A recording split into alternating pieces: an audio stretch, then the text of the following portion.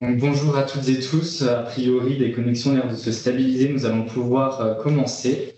Donc, pour rappel, le webinaire est enregistré, notamment pour les personnes ne pouvant pas se connecter aujourd'hui. Tout d'abord, merci à toutes et tous d'avoir pris ce temps qui nous paraissait nécessaire pour vous partager quelques informations donc dans le cadre de cette préouverture de fenêtre qui s'ouvrira donc du 1er janvier au 28 février et qui sera notamment destinée à l'activité de traitement du cancer. L'objectif de ce webinaire, d'une part, c'est de vous partager des informations bien évidemment sur l'activité de traitement du cancer, mais également sur la manière de renseigner le SI autorisation, puisque pour certains, vous êtes déjà rodés à l'exercice avec les 3 premières fenêtres qui ont été ouvertes. Et donc, ce sera l'occasion pour nous aussi de rappeler certaines manières de remplir le SI avec ce retour d'expérience.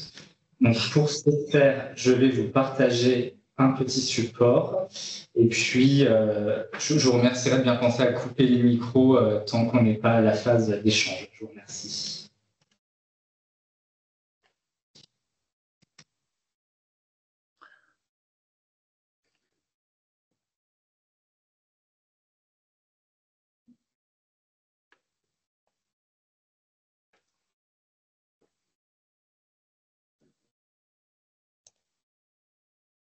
Donc, notre webinaire va se découper en 3 parties. Une première partie sur la réglementation qui va être vraiment propre, on va dire, à l'activité de traitement du cancer.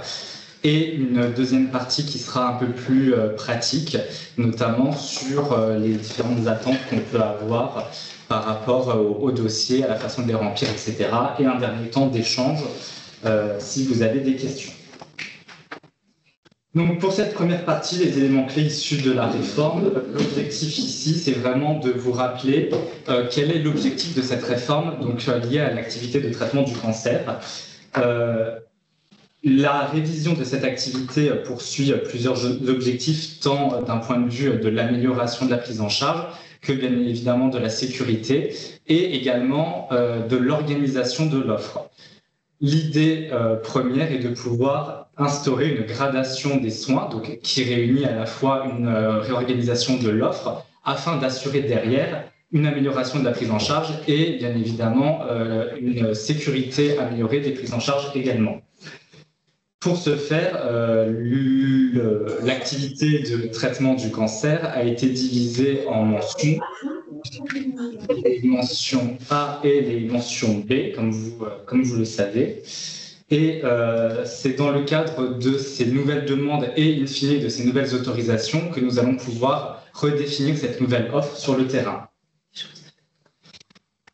L'idée pour les mentions, c'est que les futurs titulaires de la mention B vont pouvoir exercer l'ensemble des actes liés à l'organe ou en tout cas à la pratique liée à la mention B, c'est-à-dire que lorsque vous avez le choix pour une mention A et une mention B, si vous demandez que vous êtes autorisé à la mention B, vous pourrez exercer tous les actes relevant de la mention A plus la mention B. Donc, on est bien sur ce système de gradation. Il n'y a pas d'obligation. Il ne faut pas nécessairement demander les 2 mentions. On est vraiment dans une logique de qui peut le plus, peut le moins. Donc, vous pourrez tout réaliser. L'objectif, bien évidemment, c'est de tendre avec ces mentions B vers des centres experts qui vont pouvoir, grâce à leur équipe pluridisciplinaire et leurs locaux, réellement faire des prises en charge très spécialisées et très sécurisé. Un petit rappel des seuils que vous avez peut-être déjà en tête. Là, ce rappel présentement va surtout être pour les mentions A1, B1 et A5, B5. Pourquoi? Puisque ce sont les mentions où nous avons des PTS, des pratiques thérapeutiques spécifiques d'organes. Donc, par exemple, pour la mention digestive et viscérale, comme vous pouvez le voir, pour la mention B1, vous avez donc cette mention socle de la mention B qu'on retrouve pour toutes les mentions B, c'est-à-dire les chirurgies complexes qui seront donc à réaliser si vous êtes titulaire de cette mention B. Et en plus, vous pouvez demander à réaliser des PTS d'organes, donc l'œsophage, foie, estomac, pancréas ou rectum. Ces choix de PTS peuvent être faits de façon discrétionnaire par les établissements. Donc, c'est les établissements qui choisissent ou non de faire les PTS. Au niveau du calcul des seuils, comme vous pouvez le voir, pour réaliser la mention donc, digestive et viscérale, vous devez réaliser 30 interventions par an. Et si vous souhaitez réaliser des PTS d'organes, il faut faire au moins 5 actes par an pour chaque PTS sollicité. Petite précision faite, pour le calcul de ce seuil de 30 interventions, donc on va dire qui est le socle finalement pour obtenir cette mention en viscérale et digestive, le calcul qu'on reprend également pour les PTS d'organes compte dans les 30.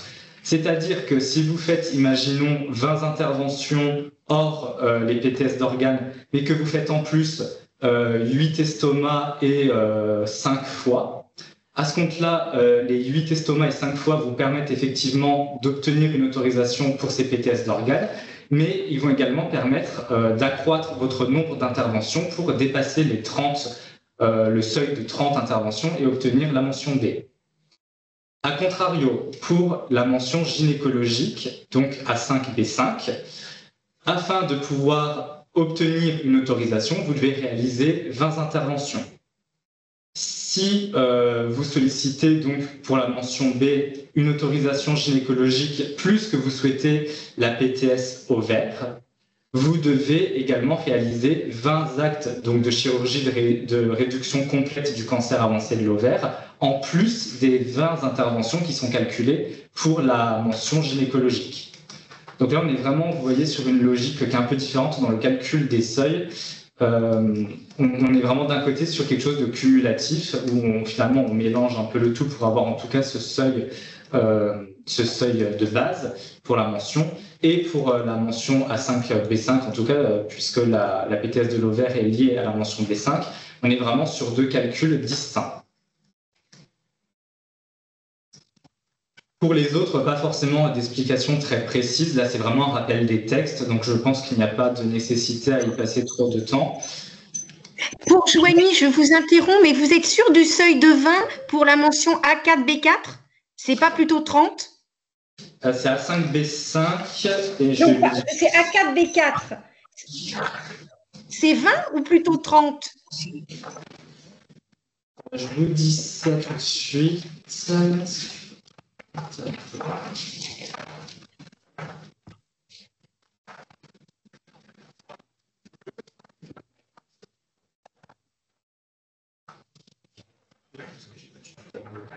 Karine, Mathilde, vous l'avez ou pas sous les yeux? Oui, oui, je crois que c'est 30, effectivement. Oui, ouais, c'est 30. Ouais. C'est juste, ouais, il y a une petite erreur dans le tableau. Ok. C'est bon, Baptiste, oui, tu as vérifié? C'est ça. Donc, effectivement, je corrigerai, je vous remercie. Effectivement, on est à 30 pour le A4B4. Et les 20, c'est bien uniquement pour le A5B5 et le A3B3. Merci. Donc voilà, pour les autres, pas forcément de précision à faire. On se rapporte vraiment à ce qui est déjà dans l'instruction. Donc pareil pour l'autorisation de chimiothérapie. S'agissant des différentes dérogations, donc 3 dérogations sont prévues dans les textes.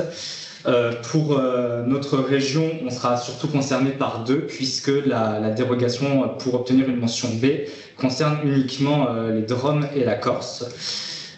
Pour la première dérogation, donc dans l'objectif d'obtenir une mention A sans nécessairement respecter le seuil minimal d'activité, il est possible dans le SI, lorsque vous sélectionnez votre mention A, de cocher que vous sollicitez une dérogation. Donc c'est lorsque vous êtes au tout début que vous sélectionnez vos différentes demandes. Une fois que vous sollicitez cette dérogation, en fait, vous devez justifier cette dérogation par différents éléments qui sont en fait un temps d'accès plus long pour une partie significative de la population. Donc un temps d'accès plus long, pourquoi? D'une part, pour la prise de rendez-vous, et ou pour du temps de trajet. Donc ensuite, dans votre dossier, vous pouvez expliquer que autour de vous, il y a tant d'autorisations, qu'en moyenne, les temps d'attente sont de tant de mois, ce qui nécessite une autorisation supplémentaire, quand bien même les seuils ne soient pas atteints. Et pareil pour le temps géographique. Vous pouvez utilement expliquer que vous êtes dans une zone où le premier établissement autorisé se trouve à plus d'une heure, etc. Alors, ce n'est pas tout. La justification, bien évidemment, elle est importante et ce sera essentiel de pouvoir la détailler dans le dossier. Mais il faudrait également conventionner avec un établissement autorisé à une mention identique. Alors, mention A, mention B, mais en tout cas avec une localisation identique qui, lui, respecte les seuils et qui est donc autorisé hors dérogation. Pour ça, je vous renvoie à l'arrêté du 24 juin 2024 qui précise le contenu de la convention que vous devrez remplir. La troisième dérogation qui peut nous intéresser et nous concerner en tout cas, donc c'est celle s'agissant du robot chirurgical permettant à un établissement qui a un robot d'accueillir une équipe d'un établissement autre qui est autorisé pour une mention, pour un organe, et qui viendrait réaliser donc l'acte grâce au robot sur un établissement qui, lui, n'est pas autorisé pour cette mention, cet organe.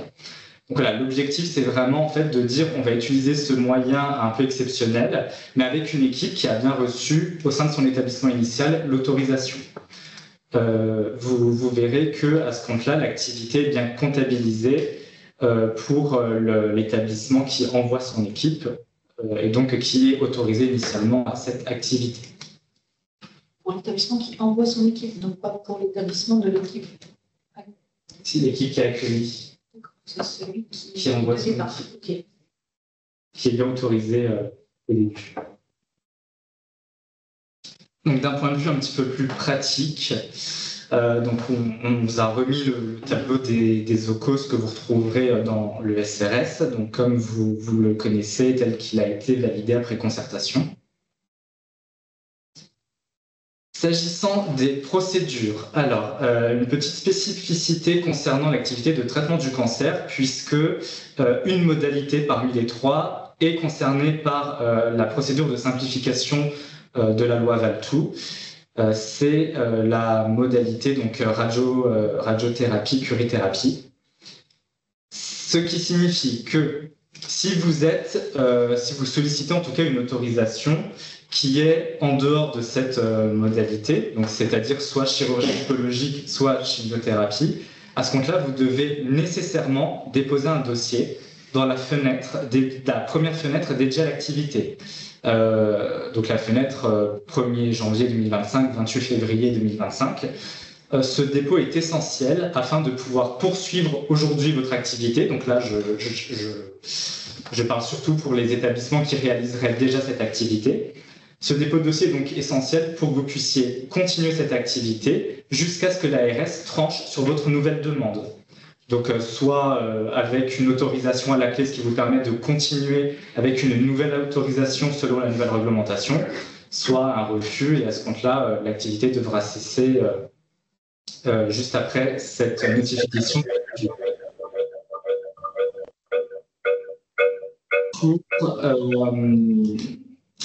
Pour ce qui est de la radiothérapie, tout dépend, en fait, votre autorisation et les dates afférentes à votre autorisation. Vous êtes, en fait, dans le deuxième cas, donc activité réformée simplifiée. Si votre autorisation a une date d'échéance qui est... Madame Assoumo, vous pouvez couper votre micro, s'il vous plaît?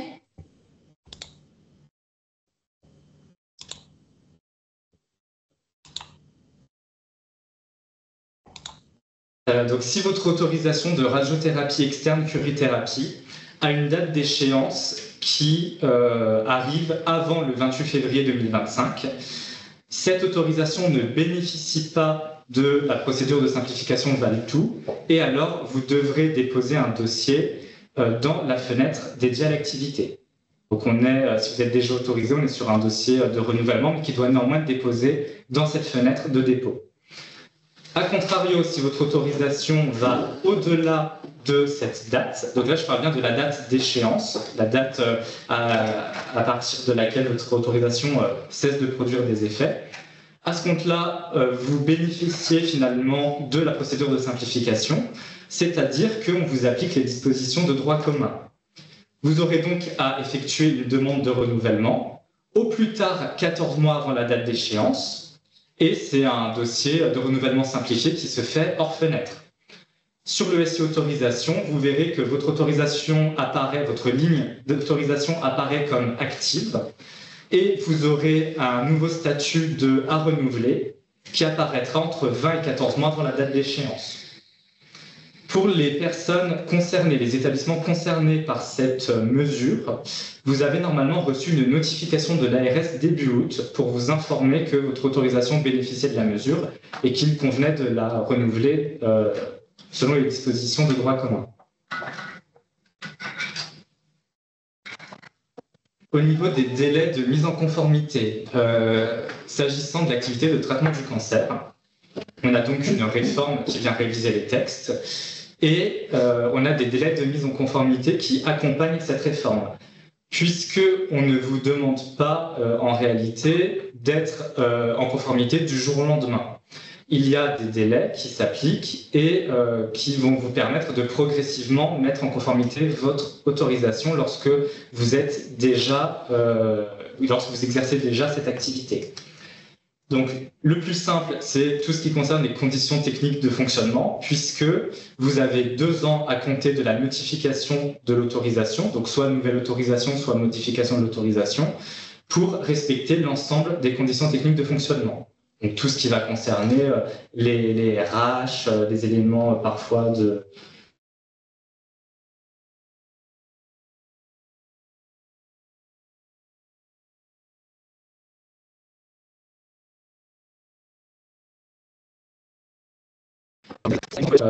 quelque chose, c'est-à-dire les établissements qui n'exerçaient pas d'activité et qui vont créer une activité ex nihilo dans le cadre d'une demande dans la fenêtre à venir.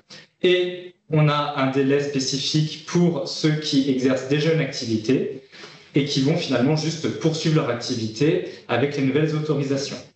Donc ça concerne principalement, comme vous voyez, les seuils, puisque pour tout ce qui est hors seuil, mais toujours dans les conditions d'implantation, on est sur un délai standard de 2 ans à compter de la notification de l'autorisation. Donc, sans forcément trop rentrer dans le détail, vous voyez que pour ceux qui ont déjà une autorisation, vous avez 1 an pour atteindre 80% du seuil d'activité minimale annuelle. Et pour ce qui est de la chironco-viscérale et digestive, vous avez 1 an également, mais pour atteindre cette fois-ci 100% et non 80% du seuil. Pour les nouveaux demandeurs, selon la modalité, vous voyez que vous avez 2 ans donc pour la chironco et pour l'autorisation de chimio pour atteindre les seuils. Et vous avez 36 mois pour ce qui concerne la radiothérapie. Dans le cadre de ces délais de mise en conformité, bien évidemment, on sera amené vraisemblablement à revenir vers vous pour s'assurer que vous respectiez bien ces délais et que les seuils sont atteints, etc. Alors, s'agissant cette fois-ci de la demande. Donc, comme je vous l'expliquais tout à l'heure, on est vraiment sur une logique de gradation de l'offre sur les territoires, avec ses mentions A et ses mentions B. Comme je vous l'expliquais, lorsque vous sollicitez une mention B et que vous êtes autorisé à une mention B, vous êtes uniquement autorisé à une mention B qui vous permet d'effectuer des actes relevant à la fois de la mention A et de la mention B. Néanmoins, il n'y a pas besoin de solliciter les 2 mentions. Il y a une exception à cela, c'est dans les hypothèses où vous seriez, par exemple, mis en concurrence avec d'autres établissements. L'objectif, c'est que si vous êtes mis en concurrence, il y a nécessairement un établissement qui n'obtiendra pas son autorisation en mention B. Le fait de déposer en parallèle une mention A vous permet de pouvoir être autorisé au moins à la mention A si la mention B est refusée. Dans l'hypothèse où vous ne déposeriez qu'une seule demande en mention B et que celle-ci vous est refusée, vous devriez arrêter votre activité le lendemain de la notification de l'autorisation de refus. Donc, afin de vraiment éviter ce genre de situation qui peut être assez brutale et potentiellement problématique, vous êtes vraiment invité à déposer dans ce cas de figure à la fois la mention A et à la fois la mention B. C'est vraiment un filet de sécurité. La deuxième hypothèse dans laquelle vous pouvez également solliciter les deux mentions, c'est si jamais vous avez un dossier qui vous semble un peu fragile. Vous sentez qu'au niveau des seuils à atteindre, c'est difficilement atteignable dans les délais impartis. Vous vous dites qu'au niveau de vos équipes, de votre organisation, ça peut être difficile à porter une mention B, que votre dossier, in fine, paraît léger, que potentiellement vous aurez un refus. À ce moment-là, vous pouvez déposer également une demande en mention A, afin, une fois de plus, d'assurer vos arrières et de continuer ou d'exercer une nouvelle activité en mention A. Sachant que, je le rappelle, si vous souhaitez faire une mention B, bien évidemment, tout ce qui est les PTS d'organes, vous pouvez ou non choisir de les faire. Ça, c'est vraiment quelque chose qui peut être à votre main ou en discussion avec l'ARS. En tout cas, tout ce qui relève de la mission de recours, des chirurgies complexes, etc., c'est vraiment la base de la mention B. Donc ça, c'est vraiment une mission que vous devez exercer si vous êtes titulaire de la mention B. Ce qui notamment signifie participer au RCP de recours, etc. Au niveau de la constitution du dossier, donc là on est purement sur le SI, et ça s'applique aussi bien à l'activité de traitement du cancer qu'aux autres activités. Les lettres d'engagement que vous pouvez joindre dans votre dossier, ce sont des documents qui doivent être à minima signés donc, de vous potentiellement, mais également de vos partenaires. Puisque de toute façon, vous, lorsque vous nous déposez un dossier, vous signez des engagements, vous nous le déposez. Finalement, tout ce que vous écrivez dans votre dossier, que ce soit sur l'organisation, que ce soit sur ce que vous entendez faire de votre activité, vous vous engagez à suivre ces voies et vous déclarez à l'administration pour avoir une autorisation des éléments qui vous engagent d'une certaine manière. Donc, une lettre d'engagement qui est signée uniquement par vous n'a pas nécessairement plus de valeur que ce que vous pouvez noter dans votre dossier. Ce qu'on entend réellement par lettre d'engagement, c'est un courrier signé donc de vous et de votre partenaire où, conjointement, vous nous dites « on va travailler à la signature d'une convention qui aura tel objet ». Ce document permet, dans la mesure où la convention n'est pas encore signée puisque vous êtes encore en cours de négociation, que vous êtes vraiment en train d'échanger sur le sujet et que vous êtes en train de travailler pour pouvoir ensuite nous la joindre. Bien évidemment, vous pourrez donc nous la communiquer une fois qu'elle sera formalisée, selon l'objet, soit avant la mise en œuvre, soit avant le délai de mise en conformité. Au niveau des différents formulaires, des différents PDF que vous pouvez remplir, que ce soit au niveau de l'activité ou des modalités mention, parfois vous pouvez rencontrer le petit encadré qui est joint à la diapo avec signataire et date de signature. Cet encadré, généralement, il suit un tableau, il suit une interrogation du PDF qui vous demande si vous assurez un accès à une unité, à du matériel ou peu importe, sur site ou par convention. Si vous répondez par convention, cet encadré permet en fait d'identifier la convention. Donc vous pouvez mettre, imaginons que vous avez conventionné avec le CHU en juin 2021, donc dans cet encadré, vous pouvez dire pour le plateau de réanimation, cela se fait par convention et dans cet encadré, vous nous précisez CHU juin 2021. En fait, ça doit permettre aux instructeurs, en lisant le PDF que vous avez rempli, de dire « Ok, l'établissement, il assure cet accès par convention et afin de gagner du temps, dans quelle convention je dois regarder ?» Et c'est ici que vous nous indiquez où est-ce qu'on doit regarder. Bien évidemment, cela signifie que vous devez joindre à la convention. Alors, si vous êtes au stade de l'activité, vous pouvez mettre la convention dans le bandeau convention partenariat. Si vous êtes au stade d'une modalité, vous pouvez mettre la convention dans documents spécifiques liés à la convention. Comme ça, ça nous permet de savoir directement où regarder et ça nous fait gagner du temps. Donc voilà, c'est ce que je vous disais. Toutes les conventions citées doivent être jointes à votre demande.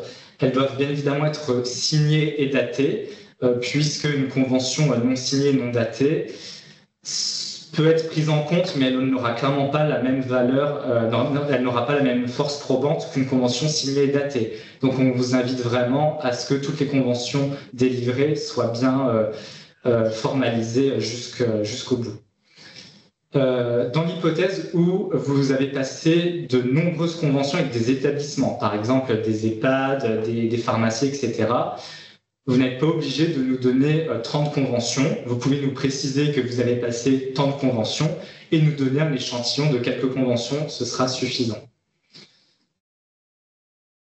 Également, s'agissant des diplômes, vous aurez remarqué que dans le SI autorisation, il n'y a pas beaucoup d'éléments qui sont obligatoires pour transmettre le dossier à l'ARS. J'attire votre attention sur le fait que le SI autorisation n'est pas le code de la santé publique. Dans le sens où, bien évidemment, afin de créer les dossiers, il a fallu s'inspirer, il a fallu très clairement reprendre la réglementation. Néanmoins, l'objectif du SI n'a pas été d'être contraignant sur beaucoup d'éléments. Et je vous invite vraiment à vous reporter aux textes tels qu'ils sont inscrits dans le code, puisque si vous complétez le SI à minima, on ne pourra clairement pas vous autoriser pour exercer votre activité, puisque le code va plus loin que ce qui est uniquement obligatoire dans le SI autorisation, et il est vraiment nécessaire que vous puissiez nous donner tous les éléments, d'une part obligatoires, et également les éléments qui nous permettent de vérifier vos déclarations.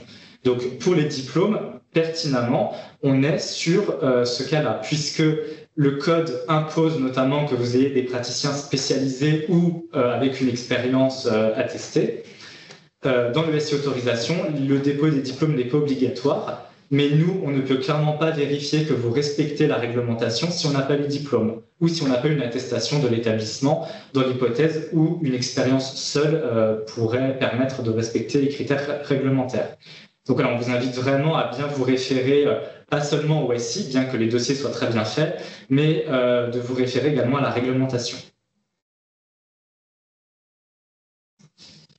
Voilà globalement ce qu'on souhaitait vous partager sur d'une part la réglementation liée au traitement du cancer et également le SI autorisation.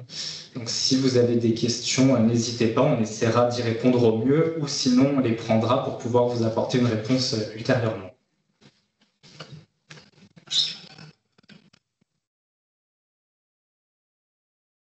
Puis tu avais dit autre chose. Il y a une question du CH d'Auxerre. Oui, bonjour, docteur Willing. Je suis oncologue médical et je suis la PCME et je travaille aujourd'hui avec le docteur Filali qui est chef de pôle de chirurgie. Donc, quelques renseignements sur la chirurgie, notamment sur la chirurgie digestive et viscérale pour être B1. Vous avez noté estomac, œsophage, rectum, foie, pancréas.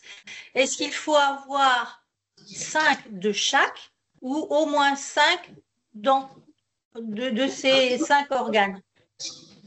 Alors, si vous souhaitez faire un organe ou plusieurs organes, il vous faut à chaque fois minimum 5, respecter le seuil de 5 actes par organe pour espérer pouvoir obtenir la PTS. D'accord. Et pour la chirurgie urologique, il y a de la chirurgie urologique complexe, comme les briquaires. Est-ce qu'il y a un quota particulier pour ce type de chirurgie? Alors, les mentions en urologie, il n'y a pas de. On est sur une mention simple, il n'y a pas de PTS. Oui, c'est la B4. Donc, non, on ne fait pas de distinction au niveau de l'acte. Il n'y a pas de distinction, d'accord. Et puis en territoire irradié, la chirurgie en territoire irradié. Donc ça relève de la chirurgie complexe, donc ça rentre dans les activités de la mention B et le calcul des seuils pour la mention B. D'accord. Donc il faut que l'on regarde ce que l'on a fait durant les dernières années et faire une prévision sur les années futures. On fait comme ça. 2023. Je ne sais plus comment est fait le dossier, mais il me semble effectivement que je ne sais plus s'il faut renseigner les actes ou pas, mais effectivement, vous pouvez d'une part renseigner ce que vous avez déjà fait et ensuite nous indiquer quelles sont vos perspectives en termes de fil active et d'activité, oui. Merci. Chalon. Oui, bonjour Fabrice Cordier, Serge de Chalon. Monsieur Bon, je vous avais sollicité d'une question pratique. Je la reprécise ici, à savoir lorsqu'un chirurgien d'un établissement autorisé en A vient opérer un patient dans un établissement autorisé en mention B, est-ce qu'il est possible que le patient qui a été pris en charge donc, par ce chirurgien donc, de l'établissement autorisé en A dans l'établissement autorisé en B puisse être retransféré à l'issue de la prise en charge chirurgicale dans l'établissement autorisé en A afin de poursuivre les soins? Donc là, l'idée, c'est l'établissement A va uniquement la prise en charge se fait dans le B uniquement pour l'acte opératoire. Oui, voilà, tout à fait. La prise en charge. Alors ça me paraît un peu délicat puisque l'objectif de la gradation des soins, c'est vraiment de pouvoir orienter les patients dans un circuit complet de prise en charge avec cette idée de dire que lorsque on identifie une nécessité de prise en charge qui relève d'une mention B, le patient intègre un parcours de soins lié à cette mention B du début à la fin. Donc là, j'ai plus l'impression qu'on serait sur un détournement des mentions. On pourra peut-être revenir vers vous le cas échéant, mais ça me semble compliqué en tout cas. D'accord, très bien.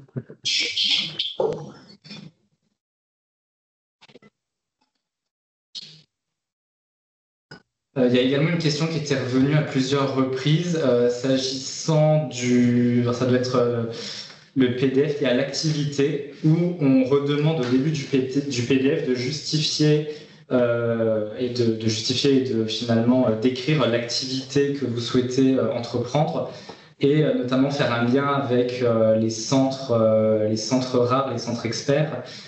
Cet item finalement, il est un peu redondant avec le premier item, cette fois-ci sur le SI où on vous demande de justifier votre demande. Donc là, l'idée dans ce paragraphe que vous pouvez développer dans le PDF, ce n'est pas de juste faire un copier-coller de ce que vous avez pu mettre auparavant, c'est vraiment soit vous avez fait un premier détail de votre activité en amont dans le SI, donc à ce compte-là, pas de difficulté, et vous faites juste un CF justification de la demande. Et cette partie-là qui est dans le PDF, elle est vraiment destinée à développer votre argumentaire si vous êtes un centre reconnu par l'INCa. Alors, j'ai plus le terme précis, on doit être sur des centres rares, des centres d'expertise reconnus par l'INCa. Donc voilà, si vous n'êtes pas dans ce cas-là et que vous avez suffisamment justifié votre demande auparavant, ne vous embêtez pas à refaire un argumentaire qui serait redondant avec ce que vous avez déjà pu mettre avant.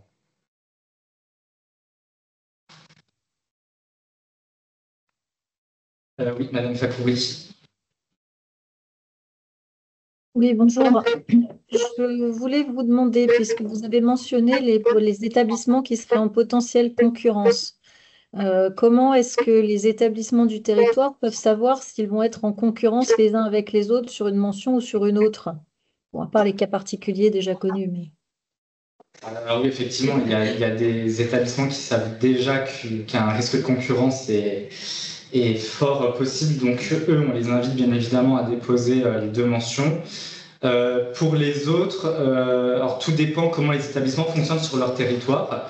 Soit avant que la fenêtre s'ouvre, les établissements ont déjà pu échanger et ils savent à peu près comment l'offre va être organisée, ou en tout cas ils savent à peu près qui va demander quoi pour organiser l'offre. Et à ce compte-là, on est sur un schéma, j'ai envie de dire, presque idéal pour tout le monde. Soit les relations sur les territoires font qu'on ne sait pas trop qui va demander quoi. Et à ce compte-là, vous pouvez toujours demander les deux mentions pour assurer vos arrières, comme je le disais, afin d'assurer un minimum d'activité en mention A, le cas échéant. Et bien évidemment, on vous invite au maximum à travailler ensemble afin d'avoir de vraies filières. Et comme je vous disais en introduction, L'objectif de la gradation, c'est pas uniquement l'ARS qui dit vous ferez de la mention A, vous ferez de la mention B. L'idée, c'est vraiment que ceux aussi qui sont autorisés en mention B, bien qu'ils puissent faire de la mention A de facto, soient érigés réellement en centre expert sur leur territoire et qu'il y ait des vrais liens entre établissements pour avoir, d'une part, les établissements mention A qui vont faire, alors surtout pour la chirurgie, on va dire les bases de la chirurgie oncologique, et d'avoir des établissements en mention B qui réservent leur bloc vraiment pour des interventions d'expertise qui nécessitent tout le recours à cette mention B.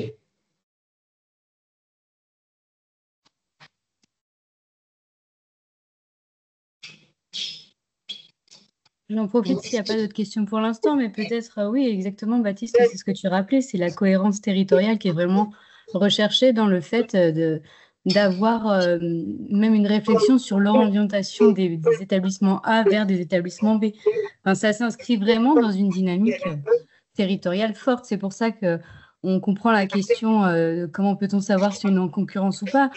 Et c'est vrai que dans l'esprit, il faut le savoir, en fait, en amont.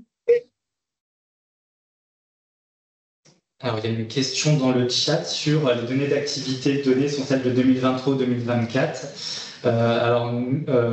Pour, on va dire, l'étude des dossiers, globalement, on va étudier toute l'activité post-Covid. Donc, on serait sur 2021, surtout 2022, 2023 et 2024. Alors, je ne sais plus jusqu'à quel mois on aura des données consolidées, mais en tout cas, on étudiera toute l'activité jusqu'au plus loin qu'on puisse.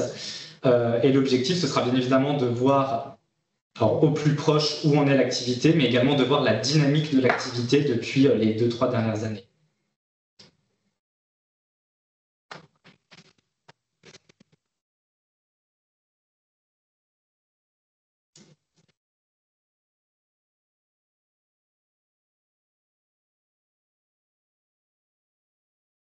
Non, sur le SI en lui-même, par rapport à ce qu'on avait pu relever pour les autres fenêtres, il y avait surtout les lettres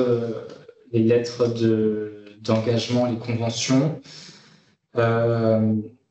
Attention au PDF, à bien mettre le PDF activité dans la première partie liée à l'activité. Dans la seconde partie qui est destinée aux différentes modalités, mention de bien mettre le PDF qui correspond bien.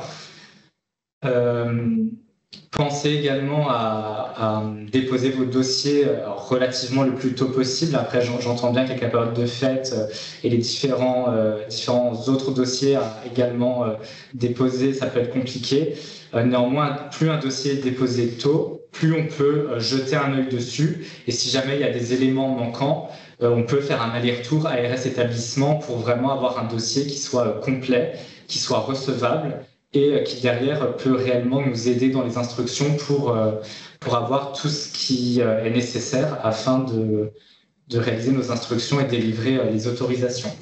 Un établissement qui dépose un dossier 3 jours avant la fin de fenêtre, on est sûr que la phase de complétude sera faite a posteriori de la fermeture de fenêtre et là, comme vous savez, on ne reçoit plus d'éléments complémentaires. Donc voilà, on vous invite vraiment à être, dans la mesure du possible, le plus vigilant sur les délais.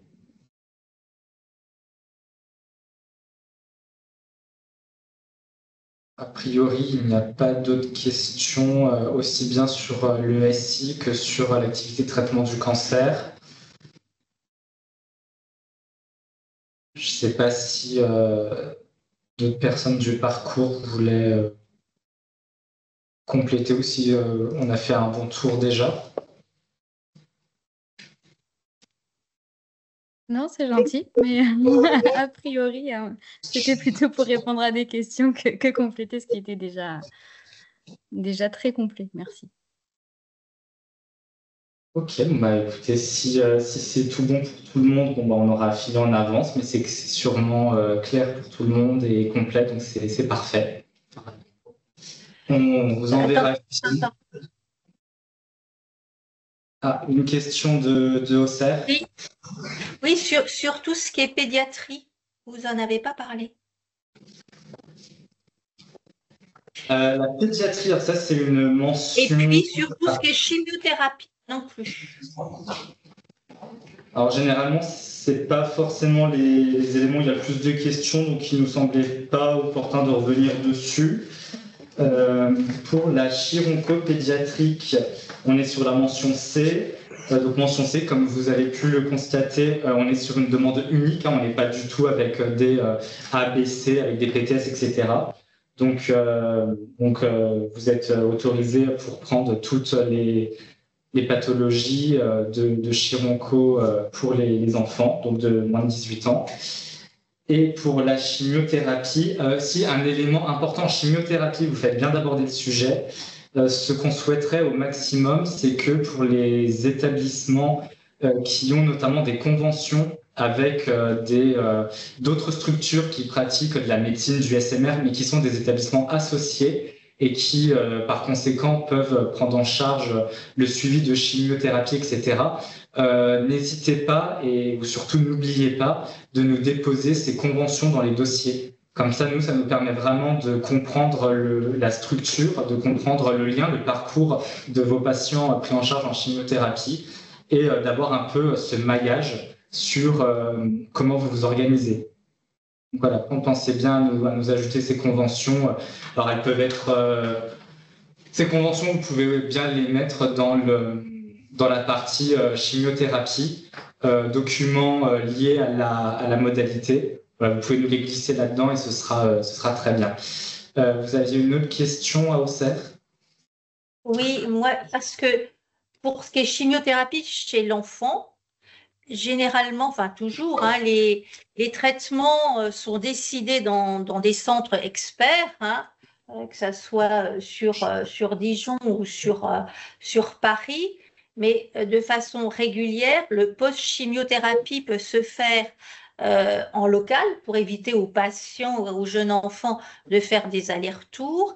Et quelquefois, il y a des petites chimiothérapies, vous savez, où on fait juste un produit qui dure 10 minutes. On peut le faire en local pour éviter également aux patients et donc à l'enfant de faire des allers-retours. Comment on peut notifier tout ça dans les dossiers? Et est-ce que le centre expert doit être obligatoirement le CHU de Dijon ou d'autres partenaires?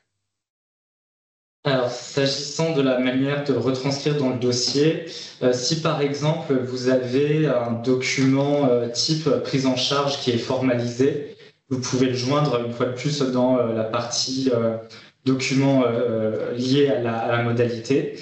Donc ça, imaginons que vous avez certains établissements ont ça, ils ont des procédures avec la prise en charge des patients, etc. Donc ça, c'est totalement pertinent de nous le glisser ici. Ce qui est même nécessaire. Et sinon, si vous ne l'avez pas encore fait, mais à ce compte-là, on vous le réclamera a posteriori, c'est de nous le mettre dans des commentaires dans cette partie-là. Voilà, nous préciser comment vous prenez en charge ces patients-là, dans quel type de circuit, etc. Et vraiment dans la partie du coup liée à la chimiothérapie, comme ça, nous, quand on étudie votre demande en chimio, on a vraiment au sein du même endroit l'ensemble des informations sur le parcours des patients, etc. Et pour les centres experts, eh bien ça, du coup, ce sont des reconnaissances un cas. C'est ça, Lisa? Oui, je vois que tu Oui, tout à fait. Oui. Et dans notre région, en fait, ça regroupe 3 régions. Donc, on a la Bourgogne-Franche-Comté avec Grand Est et les Hauts-de-France qui forment une OIR. Oui, tout à fait. Enfin, pour le coup, si c'est le CHU qui est reconnu comme tel, ce sera nécessairement avec lui qu'il conviendra de travailler à ce parcours. D'accord, donc quand vous dites travailler avec le CHU de Dijon, c'est-à-dire que tous les jeunes enfants qui ont un cancer doivent être pris en charge au CHU de Dijon. Nous sommes sur Auxerre, hein, donc c'est pour ça que je vous parle de ça. Pour la bonne raison, c'est qu'on est aussi près de l'Île-de-France et on a aussi des familles qui veulent aller dans des centres experts qui sont au niveau national et européen reconnus. Alors, je dis CHU de Dijon parce qu'on parlait de notre région et ça paraissait du coup cohérent de rester dans la région. Après, effectivement, selon le lieu d'habitation des familles, certaines vont avoir tendance à aller dans d'autres endroits plus près ou qui leur convient mieux. En tout cas, votre dossier ne sera pas refusé si vous conventionnez avec Paris. Hein, ce n'est pas un élément. L'essentiel, c'est que vous ayez un parcours structuré et qui réponde bien à la réglementation. Nizam, tu voulais compléter? Oui, non, mais c'est exactement ce que Baptiste disait. Simplement que oui, on est bien au clair avec le fait que les patients qui sont près des frontières des autres régions, enfin, c'est tout à fait cohérent. Hein, il n'y a pas de, voilà, on n'est pas monocentré sur l'OIR de laquelle on dépend. Ils connaissent bien ce sujet-là en pédiatrie, donc il n'y a pas de problème. Merci à vous. Monsieur Mouterd avait une question également. Oui, merci. Je voulais savoir, nous, on est en FMIH pour tout ce qui est chimiothérapie. Et je voulais savoir, avec le CHU de Besançon, est-ce qu'on doit vous transmettre tout ce qui est diplôme des praticiens?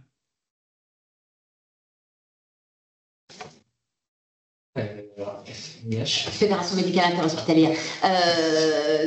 Excusez, je fais de la traduction pour Baptiste. Dans le cadre de la FMIH, effectivement, ce sont des praticiens qui viennent du CHU de Besançon. Donc, on imagine que le CHU va nous les transmettre, donc ne soyons pas redondants. Par contre, si vous pouvez nous adresser les documents officiels qui attestent de cette FMIH et de comment est-ce qu'elle s'organise, avec quel type de professionnels et sur quel type d'activité. D'accord. Et puis la deuxième question, je voudrais savoir, est-ce que vous avez envisagé de faire la même type de webinaire pour les soins critiques? Parce que là aussi, la fenêtre s'ouvre au 1er janvier et jusqu'au 28 février et que je pense que ça serait utile qu'on puisse avoir le même type de webinaire puisqu'il y a quand même de nombreuses questions qui se posent. À l'heure actuelle, c'était pas spécialement prévu. Après, si vous avez une demande particulière, vous pouvez la faire remonter.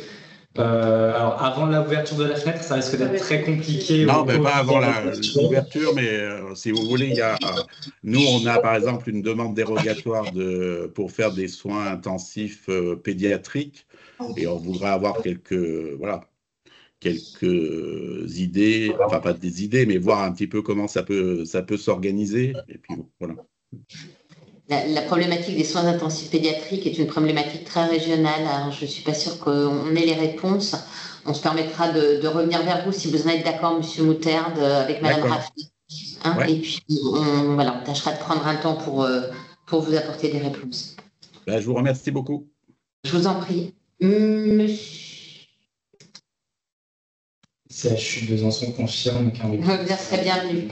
Oui, je crois que tout le monde le confirme. Je crains que ce soit dans notre bande passante que ce ne soit plus possible. Ce que je vous propose, comme l'a dit Baptiste dans un premier temps, sur les soins critiques, faites-nous remonter vos questions et puis on verra avec Madame Raffé et Madame Quesson qui sont en charge de ces dossiers-là, comment est-ce qu'on peut y apporter des éléments de réponse.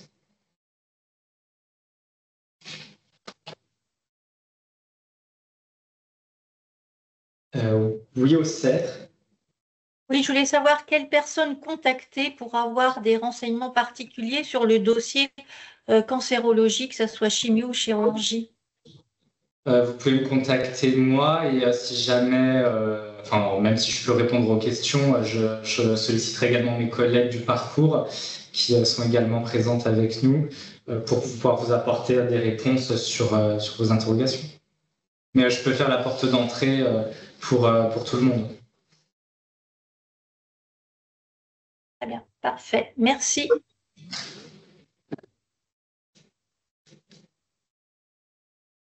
Il n'y a pas d'autres questions.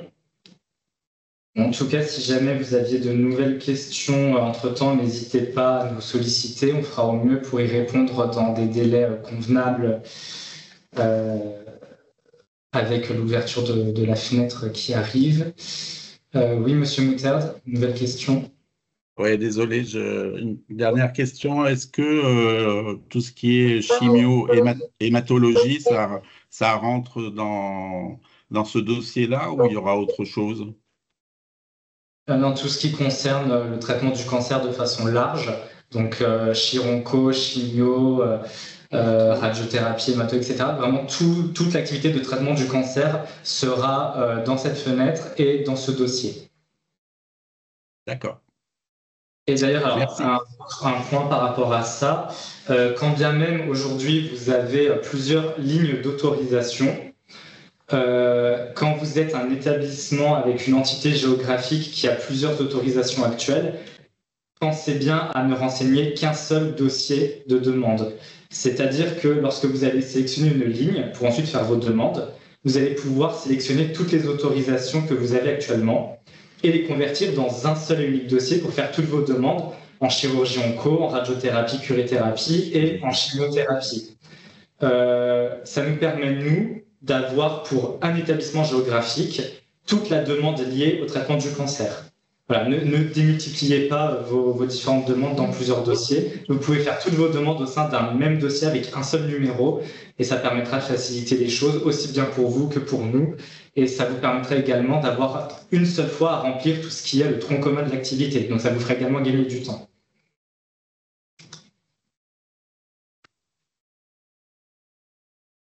Oui, monsieur Enardi. Oui, excusez-moi, j'avais une petite question concernant la chirurgie du cancer de la thyroïde. Alors, j'avais vu qu'il était couvert par la mention A7 et aussi par la mention A3. Je voulais savoir l'intérêt de demander la mention A3 si on fait que du cancer de la thyroïde. Est-ce que ça sert à quelque chose? Est-ce qu'à ce moment-là, il faut juste prendre la mention A7 puisqu'il n'y a pas de seuil? C'est peut-être plus simple. Alors, si vous faites vraiment que ça et uniquement ça, vous ne serez pas autorisé à la A3. Donc, il faut vraiment que vous demandiez la A7. Ok, très bien. Merci. Et voilà, donc je pense à voir avec vos différents médecins quels actes vous faites et être sûr que vous êtes vraiment centré sur cette pratique-là. Mais effectivement, si vous faites que ça et que vous ne débordez pas, c'est la A7. Donc la A7 pour tout le monde qui concerne en fait tout ce qui n'est pas autorisé de façon spécifique dans les autres mentions.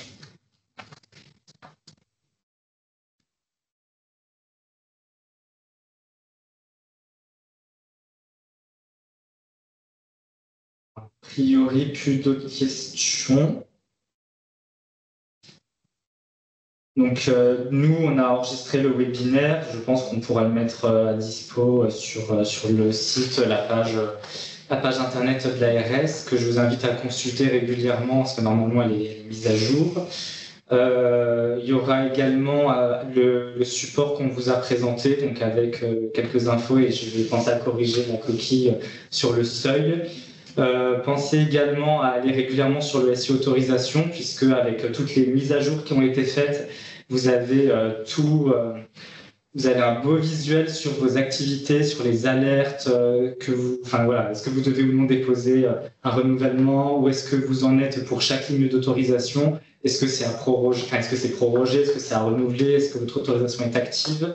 Vous savez également qu'il y a un carrousel avec les informations que le national et que l'ARS peut vous transmettre.